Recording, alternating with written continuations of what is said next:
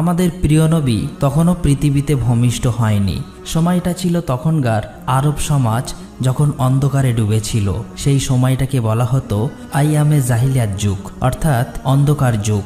আরব সমাজে তখন আইন কানুন নীতি নৈতিকতার কোনো বালাই ছিল না। বেহায়াপনা, নোংরামি আর অশ্লীলতায় সমগ্র সমাজ যেন ডুবেছিল। সেই সময় নারীদের কোনো অধিকার ছিল না। নারীদের উপর চলত নানান অত্যাচার ও নির্যাতন। এমনকি অনেক সময় কন্যা সন্তানদের জীবিত কবর দেওয়া হতো। এতে মানুষের মনে বিন্দুমাত্র মায়া, মমতা, ভালোবাসা ছিল না। নারীদেরকে সেই সময় ভোগের পণ্য মনে করা হতো। এমনকি বাজারে নারী পুরুষের দাসদাসী হিসাবে বেচাকেনা করার রীতি ছিল। সেই সময় বিভিন্ন প্রান্ত থেকে মুসলিমরা মক্কায় কাবা তোয়াফ করার জন্য আসলেও কাবাঘরের ভিতরে ছিল ৩৬০টি মূর্তি। কারণ মক্কায় তখন মুসলিমদের পাশাপাশি খ্রিস্টান, ইহুদি সহ বিভিন্ন গোত্রের মানুষ ব্যবসার জন্য স্থায়ী বা অস্থায়ীভাবে বসবাস করত, যাদের মধ্যে কাফের ও মুশরিকদের সংখ্যা অনেক বেশি হওয়ায় তাদের দাপট ছিল অনেক বেশি। এরপর সময় এসেছিল ৫৭০ খ্রিস্টাব্দে। তখন মক্কার নেতা ছিলেন নবীজির দাদা এবং কুরাইশ বংশের প্রধান আব্দুল মুত্তালিব, যিনি কাবাঘরের রক্ষণাবেক্ষণের দায়িত্বে ছিলেন। আর নবীজি তখন মা আমিনার গর্ভে। এর মধ্যে হঠাৎ একদিন আরবে বিশাল হস্তি বাহিনীকে দেখা যায়, যারা ক্রমশ মক্কার দিকে এগিয়ে আসছে এবং মানুষজন তাদের ভয়ে বাড়িঘর ছেড়ে পালাচ্ছে। কারণ সেই হস্তি বাহিনীকে প্রতিহত করার মতো শক্তি তাদের ছিল না। এমনকি ততক্ষণে সেই হস্তি বাহিনী মক্কার অনেকেরই ধরে নির্যাতন করতে শুরু করেছে এবং নবীজির দাদা আব্দুল মুত্তালিবের ২০০ উট সহ মক্কাবাসীর সমস্ত উট কেড়ে নিয়েছে, যাতে তারা তাদের সাথে লড়াই করতে না পারে। ঠিক তখনই দেখা যায় নবীজির চাচা আবু তালেব এসে আব্দুল মুত্তালিবকে মক্কার পরিস্থিতি সম্পর্কে জানায় এবং বলে, বাবা, আমরা ওই হস্তি বাহিনীর সাথে বিবাদ করে পারবো না, বরং আমরা আত্মসমর্পণ করি। আব্দুল মুত্তালিব তখন তার ছেলে আবু তালেবকে নিয়ে রওনা হয় হস্তি বাহিনীর প্রধানের সাথে দেখা করতে।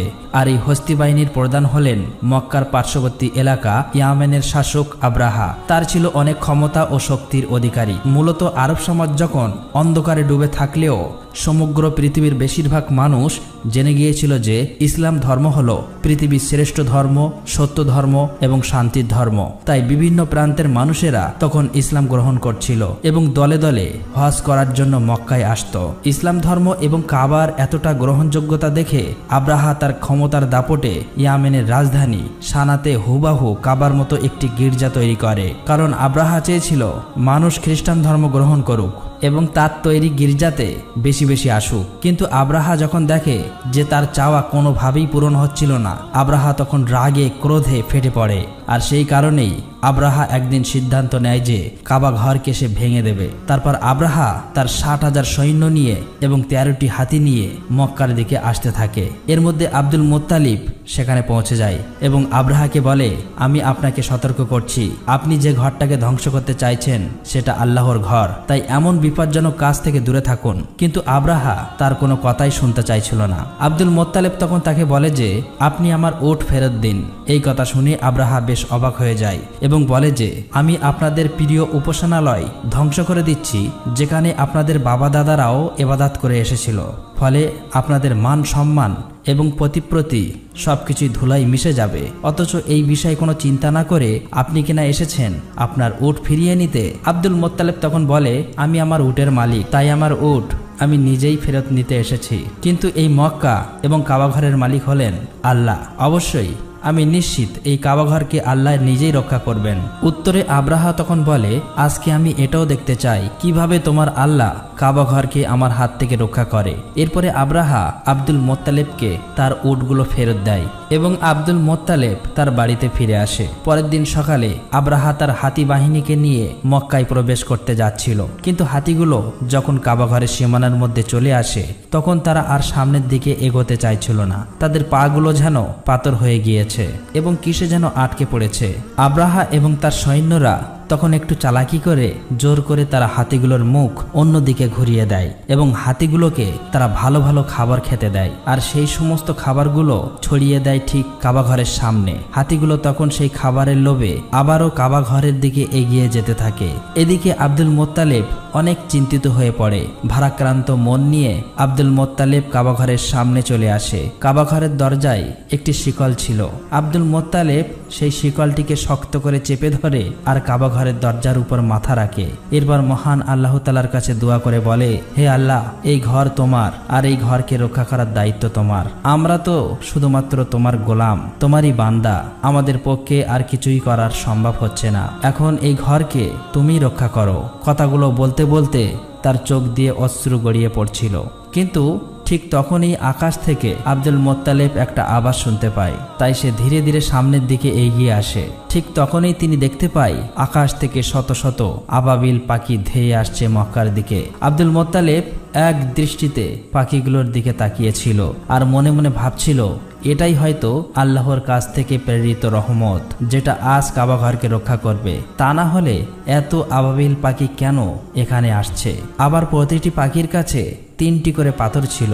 একটি পাথর ছিল তাদের মুখে আর বাকি 2টি পাথর ছিল তাদের পায়ে। মোত্তালিব দেখতে পায় সমস্ত আবাবিল পাখি কাবা শরীফ ঘিরে ফেলেছে, এমনকি তারা সেখানে কাবা শরীফ তওয়াফ করছে। তখন তিনি বুঝে যায় যে পৃথিবীর কোনো শক্তি আজ কাবা শরীফকে ধ্বংস করতে পারবে না। এরপর সমস্ত আবাবিল পাখি ছুটে চলে যায় আব্রাহার হস্তি বাহিনী এবং সৈন্যের দিকে। আব্রাহার সৈন্য বাহিনীরা আবাবিল পাখিগুলি দেখে অনেক ভয় পেয়ে যায়। তারা তখন সেখান থেকে পালিয়ে যাবার চেষ্টা করে, কিন্তু ততক্ষণে সমস্ত আবাবিল পাখি তাদের সঙ্গে থাকা পাথরগুলো আব্রাহার হস্তি বাহিনী এবং সৈন্যদের উপর পাথরগুলো বৃষ্টির মতো ফেলতে থাকে। ফলে দেখা যায় প্রতিটি পাথর সৈন্যদের শরীর ভেদ করে ঢুকে যাচ্ছে। এতে মুহূর্তের মধ্যে সকল সৈন্যরা মারা যায়, এমনকি আব্রাহা এখানেই মারা গিয়েছিল। আল্লাহ তাআলা এই কাফেরদেরকে ধ্বংস করে দেয়। মহান আল্লাহ রাব্বুল আলামিনের কুদরতের মাধ্যমে এই ছোট ছোট পাথর দিয়ে ধ্বংস হয়েছিল 60,000 সৈন্য এবং 13টি হাতি। এমনকি এই ঘটনার বর্ণনা দেওয়া হয়েছে পবিত্র কোরআনে সূরা আল ফিলে, যেখানে বলা হয়েছে, তুমি কি দেখোনি তোমার প্রতিপালক কাবাঘর ধ্বংস করতে আসা হস্তি বাহিনীর সাথে কিরূপ আচরণ করেছিল? তিনি কি তাদের চক্রান্ত নাশাত করে দেননি? তিনি তাদের বিরুদ্ধে পাঠিয়েছিলেন ঝাঁকে ঝাঁকে আবাবিল পাখি। তারা ওই হস্তি বাহিনীর উপর ছোট্ট ছোট্ট পাথর নিক্ষেপ করেছিল। অতঃপর ওই হস্তি বাহিনী পরিণত হয়েছিল ভক্ষিত ভূষির ন্যায়। আর এভাবেই ওই দিন কাবাঘর রক্ষা করেছিল মহান আল্লাহ তাআলা। এই ঘটনার পর প্রায় 2 মাস কেটে যায়। এরপর আমরা একটি রাতের ঘটনা দেখতে পাই। মক্কাবাসীরা সেদিন নিজ নিজ কাজে ব্যস্ত ছিল। নবীজির দাদা আব্দুল মোত্তালিব সেদিন রাত্রে কাবা শরীফের ছাদের উপর দাঁড়িয়েছিল। হঠাৎ করে সেদিন আকাশে তিনি প্রজ্বলিত আলো দেখতে পায়, যেটা আরব থেকে পূর্ব অঞ্চল সহ সমগ্র বিশ্ব ছড়িয়ে পড়ে। আলোটিকে দেখে আব্দুল মোত্তালিব অনেক অবাক হয়ে যায়। এরপর তিনি দৌড়ে নিচে চলে আসে। এখানে তিনি দেখেন যে কাবা শরীফের ভিতরে বিভিন্ন পূজারীদের রাখা 360টি যে মূর্তি ছিল সেগুলি সব আপনা আপনি ভেঙে পড়ছে। এরপর তিনি কাবাঘর থেকে বাইরে এসে দেখে যে কুফা এবং সিরিয়ার মধ্যবর্তী স্থানে পানি প্রবাহ শুরু হয়েছে, অথচ বহু বছর ধরে এখানে কেউ পানি দেখেননি। ঠিক তখনই আব্দুল মোত্তালিব তার ঘরের দিকে চোখ পড়ে। তিনি তখন দেখতে পায় আজকে তার ঘরের মধ্যে থেকে অদ্ভুত এক ধরনের নূরের আলো বের হচ্ছে, যেটা এর আগে তিনি কখনোই কোনোদিন দেখেননি। আব্দুল মোত্তালিব তখন ধীরে ধীরে তার ঘরের দিকে এগিয়ে যেতে থাকে, কিন্তু যখন তিনি তার ঘরের দরজার কাছে পৌঁছায় তখন তিনি দেখেন যে মা আমিনার কোলজুড়ে একটি ফুটফুটে শিশুর জন্ম হয়েছে, যার শরীর থেকে অসম্ভব পরিমাণের নূরের আলো বের হচ্ছে। এটা দেখে আব্দুল মোত্তালিবের চোখ দিয়ে পানি চলে আসে, কারণ সেই সময়ে আরবের অন্ধকার সমাজে প্রদীপের আলো হয়ে আসেন প্রিয় নবী হযরত মুহাম্মদ সাল্লাল্লাহু আলাইহি ওয়াসাল্লাম। পরের দিন আব্দুল মোত্তালিব তার নাতির আকিকার জন্য উট জবাই করে গরিব দুঃখী মানুষদেরকে খাওয়ায়। সেখানে তাকে সাহায্য করছিল তার ছেলে আবু তালেব। তখন সেখানে আবু তালেবের বড় ভাই অর্থাৎ নবীজির চাচা আবু লাহাব আসেন, তবে গরিবদের সাথে একসাথে বসে খেতে হবে বলে বাড়ির দরজা থেকে চলে যান। আসলেই আবু লাহাব অনেক অহংকারী লোক ছিলেন। অন্যদিকে মা আমিনার বুকে দুধ ছিল না, তাই শিশু নবী মুহাম্মদ সাল্লাল্লাহু আলাইহি ওয়াসাল্লামকে দুধ খাওয়ানোর জন্য একজন মহিলাকে ডাকা হয়। সে ছিল আবু লাহাবের স্ত্রীর দাসী। তাই আবু লাহাব ঘরে ফেরার পর তার স্ত্রী তার সাথে অনেক রাগারাগি করে, কেন তার দাসীকে এই কাজের জন্য নেওয়া হলো। আসলেই আবু লাহাবের স্ত্রীও অহংকারী ছিল। অন্যদিকে দেখা যায় ইহুদিরা একসাথে বসে কথা বলছিল। তারা বুঝতে পেরেছে কোনো এক বিশেষ শিশুর জন্ম হয়েছে, কারণ এই ব্যাপারেও তাদের ধর্মগ্রন্থে স্পষ্টভাবে উল্লেখ ছিল।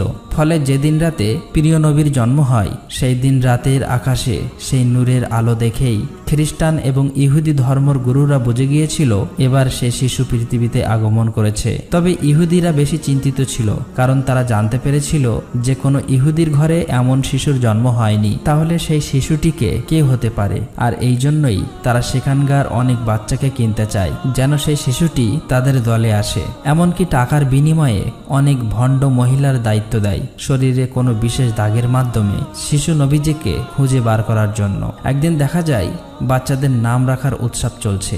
সেখানে বিভিন্ন বাচ্চাদের নাম ঘোষণা করা হচ্ছে আর সবাই মিলে আনন্দ করছে। এর মধ্যে সেখানে আব্দুল মোত্তালেব আসেন শিশু নবীজিকে কোলে নিয়ে তার নাম রাখার জন্য। আব্দুল মোত্তালেব প্রথমে সেই কালো পাথরে হাত রাখেন। তখনই দেখা যায় কাবার সেই দরজার হাতলটি দরজায় বাড়ি মারছিল আর শিশু নবীর শরীর থেকে নূরের আলো বের হচ্ছিল। আব্দুল মোত্তালেব তখন সবার সামনে জনসম্মুখে শিশুটির নাম ঘোষণা করেন মুহাম্মদ। এটা শুনে সেখানে থাকা বিভিন্ন গোত্রের মানুষেরা বলতে থাকে যে এটা আবার কি নাম, এটা তো আমাদের কোনো দেবদেবীর নামের সাথে মেলে না। আসলেই তারা আগে কখনোই মোহাম্মদ নামটি শোনেনি, তাই সেখানে থাকা মানুষগুলো এটা নিয়ে বলাবলি করছিল। তখন সেখানে আবু তালেব সবার সামনে এসে বলে, হে লোক সকল, তোমরা থামো, এই শিশুটির নাম রাখা হয়ে গিয়েছে আর তোমরা কখনোই তা পরিবর্তন করতে পারবে না। এই বলে তিনি সবাইকে থামিয়ে দেন এবং সবাই তার স্বাচ্ছন্দ্যে মেনে নেন। এরপর দেখা যায় আবু লাহাব তার স্ত্রীর সেই দাসীকে ফেরত নিতে এসেছে যে শিশু নবীকে প্রথমবার দুধ পান করিয়েছিল। ফলে ক্ষুধার্ত নবীজি আর দুধ পান করতে পারছে না। এ নিয়ে আব্দুল মোত্তালেব সরাসরি আবু লাহাবের কাছে আসে এবং এর কারণ জানতে চায়। আবু লাহাব তখন বলে, ওই দাসীকে আমার স্ত্রীর উপহার দিয়েছিলাম, তাই তার মালিক হলেন আমার স্ত্রী। এটা শুনে আব্দুল মোত্তালেব বললেন, তুমি মোহাম্মদের চাচা হয়েও এই কথা বলছো, অথচ আমি তো সব সময় মোহাম্মদের জন্য জীবন দিতে প্রস্তুত। তবে আল্লাহই তো মহান, তাই শিশু মোহাম্মদকে বেশি দিন দুগ্ধ কষ্টে থাকতে হয়নি। কারণ সে সময় আরবের রীতি ছিল যে সন্তান জন্ম নেওয়ার পর তাকে দুধপান করানোর জন্য এবং মরুভূমি থেকে দূরের মুক্ত আবহাওয়ায় লালন পালন করানোর জন্য বেদুইন মহিলাদের কাছে দিয়ে দেওয়া হতো এবং নির্দিষ্ট সময়ের পর আবার ফেরত নেওয়া হতো। এর আরেকটি কারণ ছিল বাচ্চাদের বিশুদ্ধ আরবি শেখানো, আর সবকিছুর জন্য বেদুইন মহিলাদের ভালো পরিমাণ অর্থ দেওয়া হতো। প্রতি বছরে একবার করে বেদুইন মহিলারা মক্কায় আসতো বাচ্চা দত্তক নিতে। এবারেও অনেক দম্পতি মক্কায় এসেছে। এর মধ্যে একজন দম্পতিকে দেখা যায় তারা বেশ ক্লান্ত ছিল আর তাদের উটটাও ক্লান্ত ছিল, কারণ মরুভূমির উত্তপ্ত গরমের মধ্য দিয়ে অনেক দূরের পথ পাড়ি দিয়ে এখানে আসতে হয়েছে তাদের। তাই প্রথমে তারা বাধ্য হয়ে তাদের উটকে কম দামে বিক্রি করে দেয় এবং বাচ্চা খুঁজতে থাকে। তারা আসতে দেরি করায় ততক্ষণে সব বাচ্চা দত্তক নিয়ে ফেলেছে অন্যান্য মহিলারা। এটা দেখে তাদের মন কিছুটা খারাপ হয়ে যায়। এদিকে কসাই যখন তাদের উটটাকে জবাই করতে যাবে, ঠিক তখনই উটটা উঠে দৌড় দেয় এবং নবীজির বাড়িতে প্রবেশ করে। এটা দেখে ওই মহিলার স্ত্রীও উটের পিছন পিছন নবীজির বাড়িতে প্রবেশ করে। তখন নবীজির মা আমিনা ওই মহিলাকে খুবই ক্লান্ত ও ক্ষুধার্ত দেখে খাওয়ানোর জন্য তাকে ঘরে নিয়ে যায় আর তার শিশু বাচ্চাটিকে দোলনায় শুইয়ে দিতে বলেন। মহিলাটি যখন তার বাচ্চাকে দোলনায় রাখতে যায় তখন তিনি শিশু মোহাম্মদকে দেখতে পান, যার শরীর থেকে নূরের আলো চমকাচ্ছিল। সেই মহিলা তখন নবীজিকে কোলে তুলে নেন এবং তাকে ক্ষুধার্ত দেখে নিজের দুধ পান করান। আর এই মহিলাই ছিলেন নবীজির দুদুমা হালিমা। আসলে নবীজিকে লালন পালনের জন্য বেশি টাকা দেওয়ার সামর্থ্য নেই বলে নবীজিকে তখনও কেউ দত্তক নেয়নি। আসলে নবীজিকে লালন পালনের জন্য বেশি টাকা দেওয়ার সামর্থ্য নেই বলে নবীজিকে তখনও কেউ দত্তক নেয়নি। তাই নবীজির দাদা আব্দুল মোত্তালেব এবং মা আমিনা শিশু নবীজিকে লালন পালনের জন্য এই ব্যাপারে কথা বলেন হালিমা এবং তার স্বামীর সাথে। মা হালিমা এবং তার স্বামী তাতে রাজি হয়ে যায়, যদিও তারা জানতো এই ব্যাপারে তারা ভালো কোনো অর্থ পাবে না। এরপর দেখা যায় মা আমিনা নিজে অনেক কষ্ট পেলেও নবীজিকে দুধমা হালিমার কাছে দিয়ে দেন এবং তাদেরকে দুটি উট এবং একটি গাধা দেওয়া হয়েছিল। হালিমা যখন নবীজিকে নিয়ে তার এলাকায় প্রবেশ করে তখন সেখানে বৃষ্টি শুরু হয়েছে, অথচ এর আগে বহু বছর এখানে বৃষ্টি হয়নি। পাশাপাশি নবীজি আসার পর থেকেই দুধমা হালিমার ঘর যেন আল্লাহর রহমতে ভরে গিয়েছে। আর এভাবেই কেটে যায় 2 বছর এবং চুক্তি শেষ হওয়ার কারণে দুধমা হালিমা এবং তার স্বামী প্রিয় নবীজিকে ফেরত দেওয়ার জন্য তার মা আমিনার কাছে নিয়ে আসে। নবীজি আসার সাথে সাথেই কাবা ঘর আলোয় ভরে ওঠে। অন্যদিকে মা আমিনা নবীজিকে দেখে খুশিতে কেঁদে ফেলে, কিন্তু কাবার আশেপাশে তখন একটি মহামারী রোগ ছড়িয়ে পড়েছিল। সেই সাথে নবীজির দাদা আব্দুল মোত্তালেব জানতে পারেন যে ইহুদিরা তখনও নবীজিকে খুঁজে বার করার চেষ্টা করছে। তাই খারাপ কিছুর আশঙ্কা থেকে নবীজিকে রক্ষা করতে আবারও নবীজিকে হালিমার সাথে পাঠিয়ে দেয়। এরপর কেটে যায় আরো 2 বছর। এর মধ্যে হঠাৎ একদিন নবীজির দুধমা হালিমা ভীষণ অসুস্থ হয়ে পড়েন। সেখানকার কবিরাজ এবং তান্ত্রিকরা এসে হালিমাকে সুস্থ করে তোলার চেষ্টা করছে, কিন্তু নবীজি এটা দেখে তান্ত্রিকদের সরিয়ে দেয়। যখনই নবীজি দুধমা হালিমার হাতে হাত রাখে তখনই দেখা যায় দুধমা হালিমা বেশ সুস্থ হয়ে গিয়েছে। আর এটা দেখে তান্ত্রিকরা অবাক হয়ে যায় এবং সেখান থেকে চলে যায়। তবে তান্ত্রিকরা বুঝে গিয়েছিল যে এই সেই বিশেষ শিশু, আর এই খবরটি তান্ত্রিকরা ইহুদিদেরকে জানিয়ে দেয়। ফলে নবীজিকে নেওয়ার জন্য শত্রুরা বিভিন্নভাবে হালিমার ঘরে আক্রমণ শুরু করে। আর এ থেকে হালিমা এবং তার স্বামী নবীজিকে রক্ষা করলেও তারা খারাপ কিছুর আশঙ্কা বুঝতে পেরে হালিমার স্বামী নবীজিকে নিয়ে মক্কার একটি পাহাড়ের উদ্দেশ্যে রওনা হয়। তবে এবারে বিদায় নেওয়ার সময় দুধমা হালিমা কান্নায় ভেঙে পড়ে। নবীজির দাদা এই খবর জানতে পেরে নবীজির কাছে চলে আসেন, আর গুহার মধ্যেই দাদা নাতি কাটিয়ে দেয় প্রায় 1 বছরের বেশি সময়। নবীজির উপস্থিতিতে মরুভূমি তখন প্রাণোচ্ছল হয়ে উঠেছিল। এরপর একদিন মা আমিনা সেই গুহা থেকে নবীজিকে নিয়ে মদিনাতে আসেন তার আত্মীয় স্বজনদের সাথে দেখা করতে এবং তার স্বামী অর্থাৎ নবীজির পিতা আব্দুল্লাহর কবর জিয়ারাত করতে। মূলত নবীজির জন্মের 2 মাস আগেই ব্যবসার কাজে আব্দুল্লাহ মদিনায় এসেছিলেন এবং সেখানে অসুস্থ হয়ে ইন্তেকাল করেছিলেন। তাই মদিনাতেই নবীজির পিতা দাফন করা হয়েছিল। মা আমিনা এখানেই নবীজিকে তার পিতা সম্পর্কে বলতে থাকেন এবং নবীজির সাথে একটা ভালো সময় কাটাতে থাকেন। কিন্তু মাত্র 2 মাসের মধ্যেই মা আমিনা হঠাৎ অসুস্থ হয়ে পড়েন। আর এই অবস্থাতেই নবীজিকে নিয়ে মদিনা থেকে ফেরার পথে মা আমিনাও ইন্তেকাল করেন। ফলে মাত্র 6 বছর বয়সেই নবীজি এতিম হয়ে যান। তবে এই অবস্থাতে ইহুদিরা নবীজির উপর আক্রমণ করলে নবীজির চাচা তাদেরকে প্রতিহত করেন। এরপর আবু তালেব নবীজিকে তার দাদা আব্দুল মোত্তালিবের কাছে মক্কায় নিয়ে আসেন। আব্দুল মোত্তালেব এবং নবীজি সব সময় একসাথেই থাকতেন। এমনকি কাবার রক্ষণাবেক্ষণ এবং মক্কায় হজ করতে আসা মানুষদের দাদার সাথে নবীজিও সহযোগিতা করতেন। তবে সেই সময় একদিন কাবা তওয়াফ করার সময় আব্দুল মোত্তালিব হঠাৎ করে অসুস্থ হয়ে পড়েন। আর এই সুযোগেই নবীজির অহংকারী চাচা আবু লাহাব চাই কুরাইশদের নেতা হতে, কিন্তু কিছুদিনের মধ্যেই আব্দুল মোত্তালেব নবীজিকে তার চাচা আবু তালেবের হাতে তুলে দেয় এবং কিছুদিন পর নবীজির দাদা আব্দুল মোত্তালেব ইন্তেকাল করেন।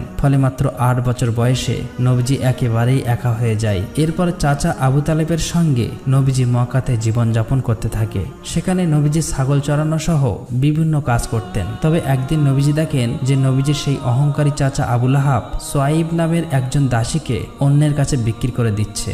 কিন্তু সোয়াইবের স্বামী সেটা না করার জন্য আবু লাহাবকে অনুরোধ করতে থাকেন, কারণ সে অসুস্থ ছিল।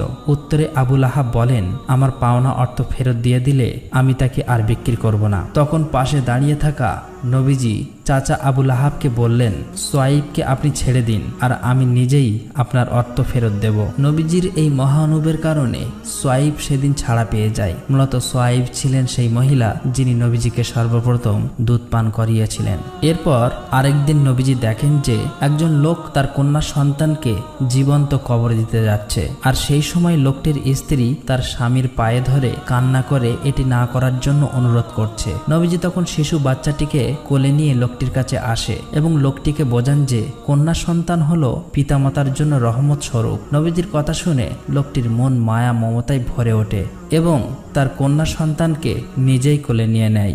এভাবেই দেখতে দেখতে নবীজির বয়স হয়ে যায় 12 বছর। এদিকে তার চাচা আবু তালেব যেহেতু ব্যবসায়ী ছিলেন, তাই আরবের নিয়ম অনুযায়ী প্রতি বছরেই একবার সিরিয়া সফরে যেতেন। তখন নবীজিও বায়না ধরলেন তার চাচার সাথে এবারও সিরিয়া সফরে যাবেন।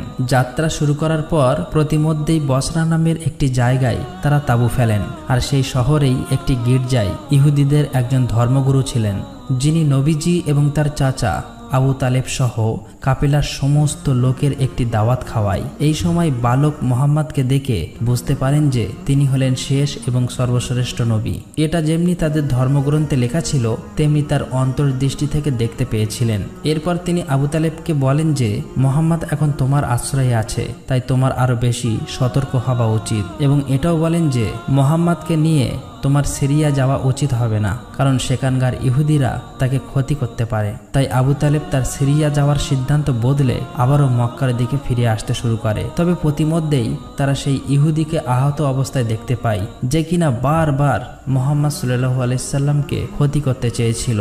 নবীজি তখন তার ঘোড়া থেকে নেমে সেই ইহুদির মুখে পানি তুলে দেয় আর তাকে সমুদ্রের একটি জায়গায় নিয়ে আসেন। সেখানে নবীজি দেখতে পান যে একটি মূর্তির সাথে শিকল দিয়ে একটি মহিলা ও দুটি বাচ্চাকে বেঁধে রাখা হয়েছে কুরবানি দেওয়ার জন্য। আর অন্যদিকে সেখানকার জেলে সম্প্রদায়রা পূজা করছে যেন তাদের দেবতা এই কুরবানি কবুল করে এবং জেলেদেরকে প্রচুর ধনসম্পদ দান করেন। কিন্তু প্রিয় নবী হযরত মুহাম্মদ সাল্লাল্লাহু আলাইহি সাল্লাম সেটা দেখে সেই মহিলা ও বাচ্চাদের শেকল খুলে দিতে লাগলে সেখানকার জেলেরা নবীজিকে থামাতে যায়। আর ঠিক তখনই সমুদ্রের ঢেউ এমন ভাবে ওঠে যে সেই মূর্তি ভেঙে পড়ে এবং সেখানকার পূজারীরা ঘরের ভিতরে চলে যায়। কিছুক্ষণ পরে সেই ঢেউ থামার পর দেখা যায় প্রচুর মাছ সমুদ্রের ধারে এসে জমা হয়েছে। এটা দেখে জেলেরা অবাক হয়ে যায় এবং দ্রুত সেই মাছগুলো ধরতে থাকে। আর দূর থেকে এইসব দেখে সেই ইহুদি লোকটি অবাক হয়ে যায়। আসলে আল্লাহ পাকের কাছে এটা নবীজির দোয়া ছিল। শেষ দৃশ্যে দেখা যায় আবু তালেব বৃদ্ধ হয়ে গিয়েছে আর তিনি কাবার সামনে দাঁড়িয়ে মক্কার সমস্ত লোককে আহ্বান করছে কোনো রকম দ্বন্দ্ব বিবাদ ছাড়া ইসলামের পথে ফিরে আসতে এবং শান্তিপূর্ণ জীবনযাপন করতে। কিন্তু তখনও সেখানকার কিছু নেতারা আবু তালেব এবং হযরত মুহাম্মদ সাল্লাল্লাহু আলাইহি সাল্লামকে মিথ্যা প্রমাণ করতে চায়। তবে মক্কার মানুষ ততদিন পরিষ্কার হয়ে গিয়েছিল হযরত মুহাম্মদ সাল্লাল্লাহু আলাইহি সাল্লাম হলেন শেষ নবী এবং সর্বশ্রেষ্ঠ নবী। তাই তার ধর্মই হলো সর্বশ্রেষ্ঠ এবং সত্য ও শান্তির ধর্ম।